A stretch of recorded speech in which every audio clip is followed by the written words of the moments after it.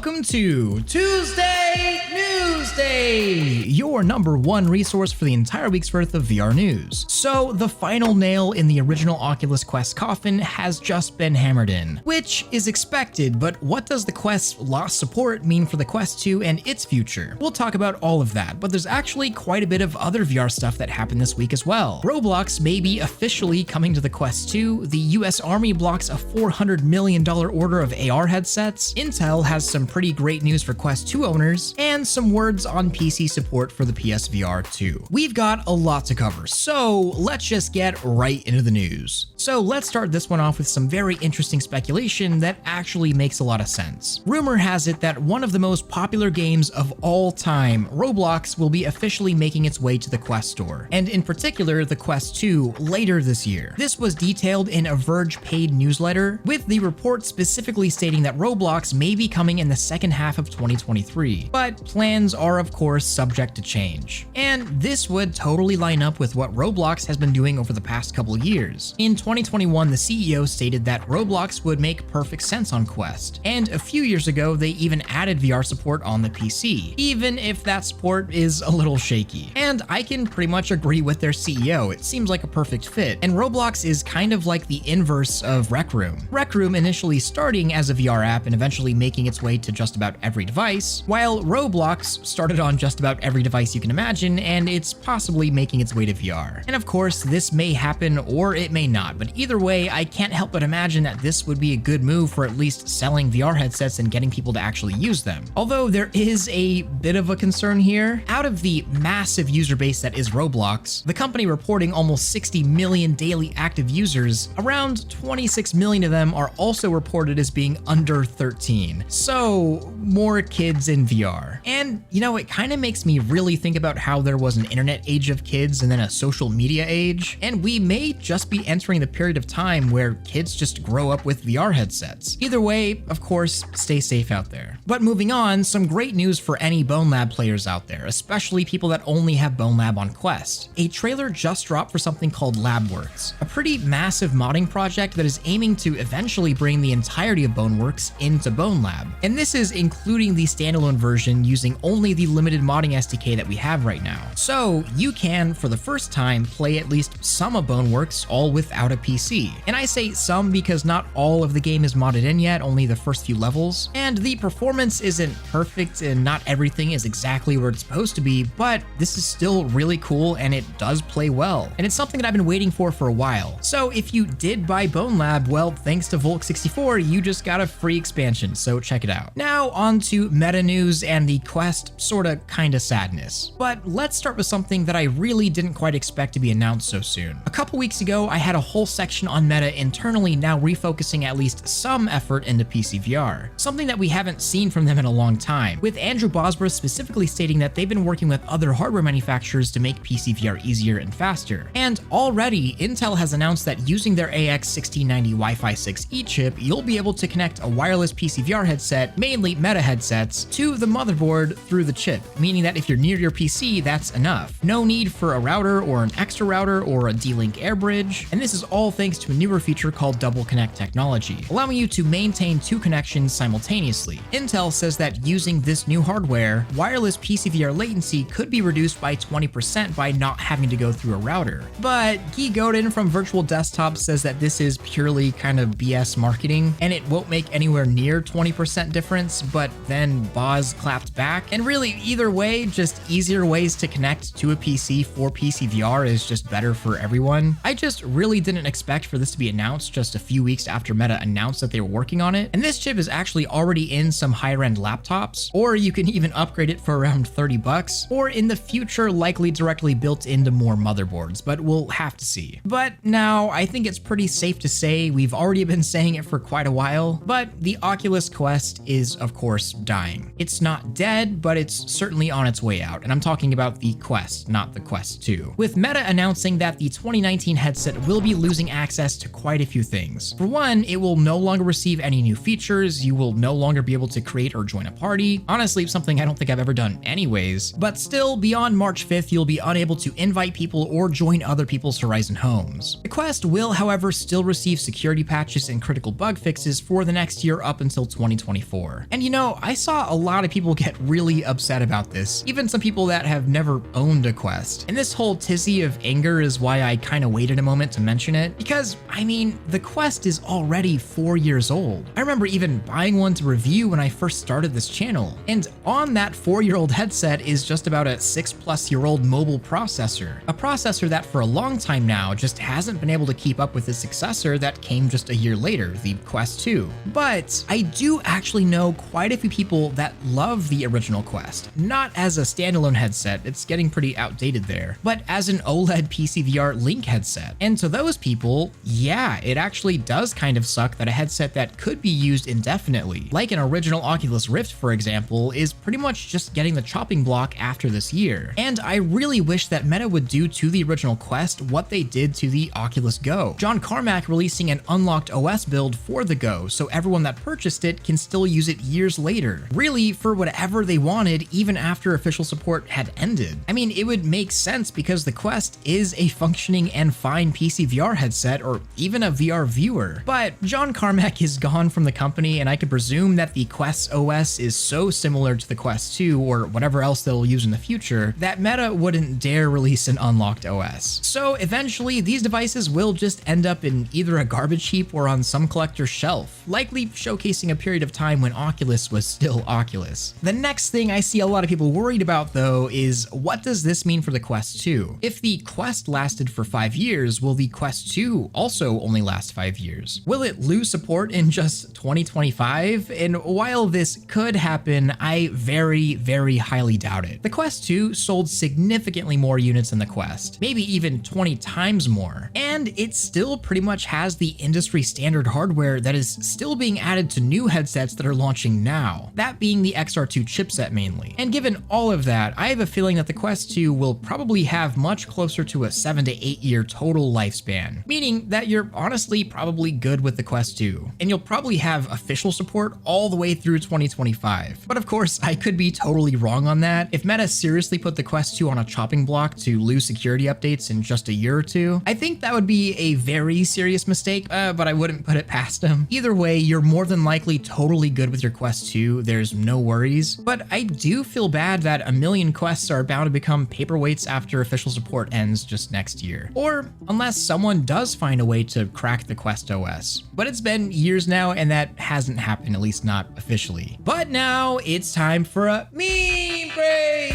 It's fun to stay at the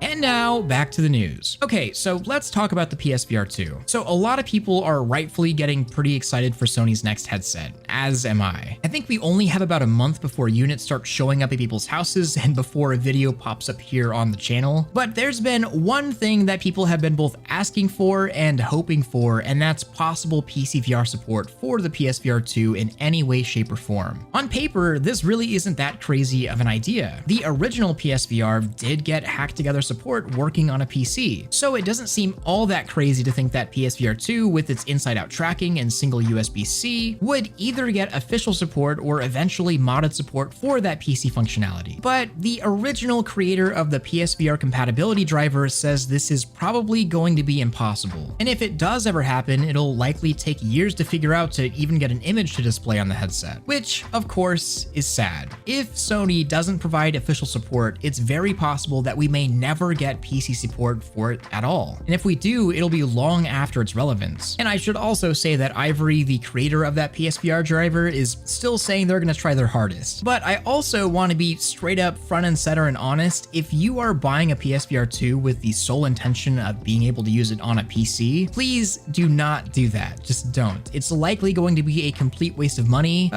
Maybe. And this is just me speaking here. I'm not a driver creator or anything like that. that, but most people say that PC support for the PSVR 2 will never happen and that Sony has no incentive to do so. But that's kind of not entirely true. And it wasn't all that long ago that the typical gamer crowd couldn't even fathom the idea of a Sony exclusive game coming to a PC. But in 2023, we've got Horizon, Spider-Man Remaster, and Miles Morales, Uncharted, Sackboy, all on Steam. I mean, shoot, I've been playing God of War on my Steam Deck. So I do think there's a very, very slim chance that nobody should count on that Sony sees the potential for bringing their VR titles and maybe even hardware to Steam as well. But for now, that is just a wish and nothing more. All in all, it would just let more people play more VR games. But once again, do not purchase a PSVR 2 for a PC unless something is explicitly announced. And if you're counting on that, I just wouldn't get your hopes up too high. So now let's talk about some AR stuff that's pretty important. And this is actually a little sad and goes way back into the history of this channel even. Over the past few years, I've covered a company called Mojo Vision, a startup that has focused for the past few years on creating something pretty insane, full-on augmented reality contact lenses. Originally announced in 2020, over the course of around 3 years, they went from a general concept to eventually building a wearable contact lens. And stuffed inside was a tiny micro LED display, ARM processor, IMU, wireless radio, and batteries. Like I said, all stuffed into a tiny contact lens. And this was an actually working unit. Mojo was even moving into the clinical trial phase to get FDA approval, with the hope that within 5 years or so, they'd have a shippable product. And I think one of the coolest things here is that to make this, they created the smallest and densest ever micro LED display. In general, there was just a lot of cool future stuff here. But unfortunately, Mojo Vision recently announced that among laying off around 75% of their employees, they will no longer be working on the Mojo lens, with the reason being the slumping global economy, tight markets, a yet to be proven market, and the recent inability to find additional private funding. So it's always sad to see something that I've covered for years and been pretty excited about essentially fail or cease production entirely, but here we are. And I should say that Mojo Vision isn't completely done though. They will be pivoting to perfect and sell their extremely tiny and compact micro LED displays, which is the most important and cutting edge part of their lens to begin with, but it's not the full product, if you know what I mean. But it turns out that Mojo isn't the only one having issues trying to get their AR projects funded. Microsoft has had a long-time partnership with the US Army to develop a specialized version of the HoloLens and later the HoloLens 2, dubbed the IVAS, or Integrated Visual Augmentation System. This took the basic HoloLens 2, significantly increased its field of view, and threw it on an ACH or combat helmet for a variety of purposes. Night vision, overlaying friendly and hostile icons, even scanning for high body temperatures. But not everything is going all that great. The US Army, after receiving 5,000 units, actually blocked the next $400 million order of 6,900 more units, mostly because of a wide variety of complaints from nausea, eye strain, motion sickness, reliability, and size. So until a newer version that fixes these problems is developed, well, there's a lot of taxpayer money on the table. And once again, we're proven with the reality that augmented reality just has a bit to go. But now it's time for question of the week from Arctic Wolf VR, and I'm gonna shorten this just a little bit. Based on Meta refocusing on PC VR, what do I think the expectations for them would be? Resolution, tracking, etc. And